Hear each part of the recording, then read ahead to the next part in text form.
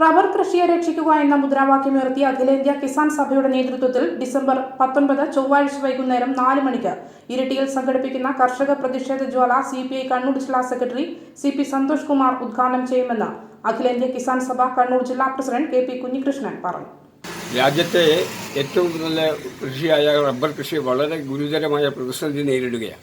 ആ പ്രതിസന്ധി മുറിച്ചു കടക്കാൻ കേന്ദ്ര സംസ്ഥാന ഗവൺമെൻറ്റുകൾ ഇടപെടണം എന്നാവശ്യപ്പെട്ടുകൊണ്ട് അഖിലേന്ത്യാ കിസാൻ സഭ പ്രക്ഷോഭത്തിലാണ്. ഈ വരുന്ന 19-ാം തീയതി ഇരിട്ടിയിൽ വൈകുന്നേരം കർഷക റബ്ബർ കൃഷി രക്ഷിക്കുമെന്ന് അഭ്യർത്ഥിച്ചുകൊണ്ടുള്ളൊരു ക്യാമ്പയിൻ ഇരിട്ടിയിൽ സംഘടിപ്പിക്കുക.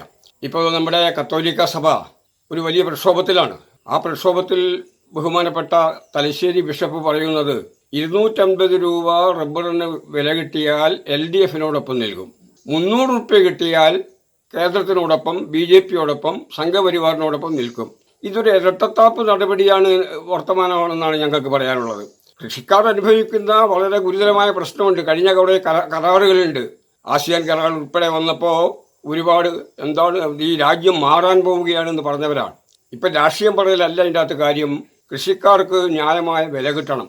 അതിന് ഏതറ്റം വരെയും പോകാനുള്ള പ്രക്ഷോഭത്തിലാണ് കിസാൻ സഭ. കഴിഞ്ഞ ദിവസം കോട്ടയത്ത് റബ്ബർ കൃഷിക്കാരുടെ ഒരു കൺവെൻഷൻ ചേർന്ന ചില പരിപാടികൾ ആലോചിച്ചിട്ടുണ്ട്. ആ പരിപാടിയോടൊപ്പം കിസാൻ സഭയുമുണ്ട്. ആ പരിപാടി വിജയിപ്പിക്കാൻ എല്ലാവരുടെയും സഹകരണം അഭ്യർത്ഥിക്കുന്നു.